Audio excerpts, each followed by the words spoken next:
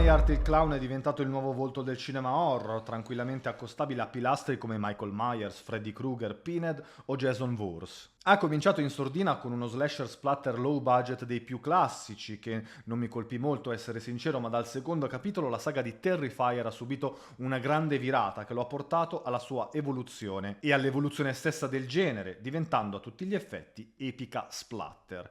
Un nuovo modo di fare violenza al cinema. Terrifier 2 rimane per me fino a ora il più bello, il più riuscito e, come dissi in un vecchio video, lo slasher dopo quello non ha più nulla da dire. Così sembra non essere, visto che a breve uscirà il terzo capitolo che ho avuto la fortuna di vedere in anteprima. Ne parleremo approfonditamente più avanti. Quello che vi posso dire è che il terzo capitolo mantiene l'epica del secondo e sì, è troppo strano vedere un film così cruento, violento, sanguinolento approdare nelle sale e portare al cinema così tanta gente, cosa che spero avverrà anche qui da noi. Mancano 10 giorni alle anteprime aperte di Halloween, mentre il 7 novembre Terrifier 3 uscirà nei cinema e dovete assolutamente vederlo. Non avete ancora visto i primi due? Nessun problema, trovate il primo gratuitamente su Prime Video e il secondo abbonandovi al canale Midnight Factory sempre su Prime Video. Insomma, avete la maratona di Halloween perfetta. Ma bando alle ciance, sono sicuro che siate qui per lui. Ho avuto la fortuna di poter fare un paio di domande a Damien Leone, per cui eccolo a voi. L'arte è arte e gli schizzi di Pollock sono simili agli schizzi di sangue in un film horror. Provengono entrambi dalla nostra interiorità. Come far capire che l'horror e lo splatter sono forme d'arte esattamente come le altre? Yeah, oh, they certainly are.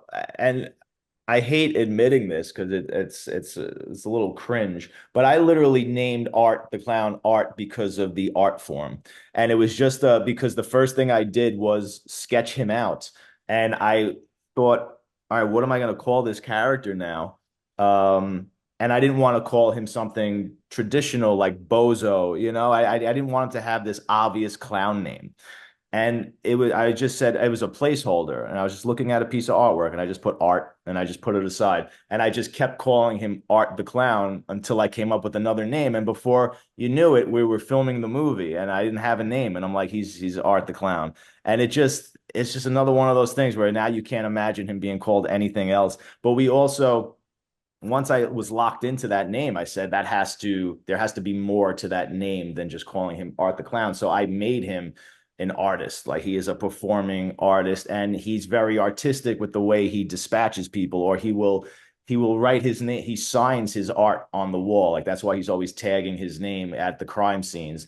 He does things very creative with the bodies. He'll like turn you into a jack-o'-lantern, like, so he gets very creative with the kills. So it became very important. And of course, horror, any film, it doesn't matter what the genre is.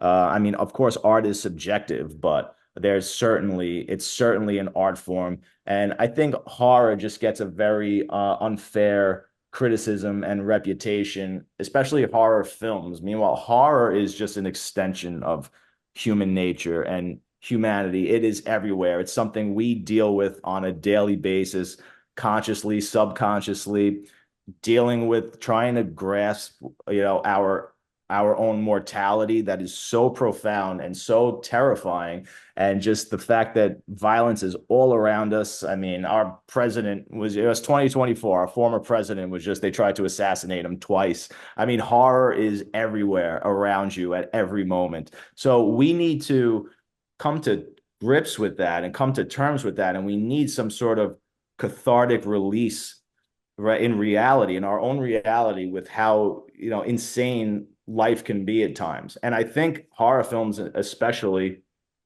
are almost like the humans, civilization, community coming together and just doing your best to make a mockery of the violence and the horrors of reality. And you put in art, it depends on who the filmmaker is. You could put an incredible artist in there and you will get something absolutely brilliant and nuanced and layered, that you can analyze and, just put in a museum to be explored for all time. I mean, it's as beautiful as any other art form. I think it's very important, more important than people give it credit for. E invece i tre film che ti hanno scioccato di più? They're so I mean, shocking. They're shock in so many ways. What's like off the top, like, movies that there's scenes in movies that shock me, right? I mean, there's so many, and I'm not going to give the right answers because I really need to sit back and think about think about this.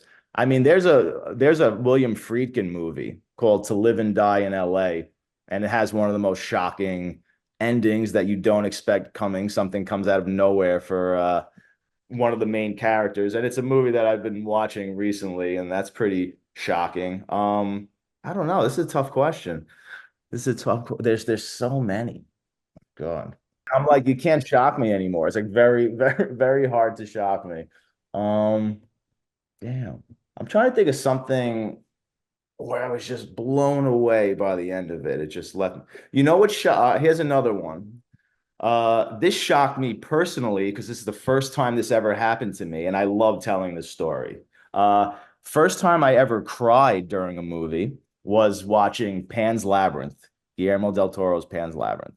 And I was maybe 26 or something when that came out, full grown man. And I had gotten emotional many times watching movies, but I never cried watching a movie before. And when the lead character, when that little girl died at the end, it was the first time a tear actually came down, streamed down my cheek. And I said, wow, that's powerful. That I can't believe this movie got me. And it was because of how well written and how sympathetic I was to that character. I loved that character and I didn't want anything bad to happen to her. And it just devastated me. So that definitely shocked me. There's Italian horror movies that have shocked me, like Cannibal Holocaust definitely shocked me when I saw it. And I saw that at a very young age. That was very gruesome. I mean, especially I don't like clearly, obviously, I don't like seeing real animals get killed or any human, any creature harmed in a film is unacceptable. So that was a shocking movie when I saw that. But so there's three, and I'm sure once we're finished, I'm gonna think of the real three that I would have loved to tell you. But when I'm put on the spot like that, it's tough. But Grazie infinitamente a Midnight Factory e a Deco Group per questa intervista e ovviamente grazie infinitamente a Damien per la sua arte. Io vi saluto, bella regà, che il cinema sia con voi.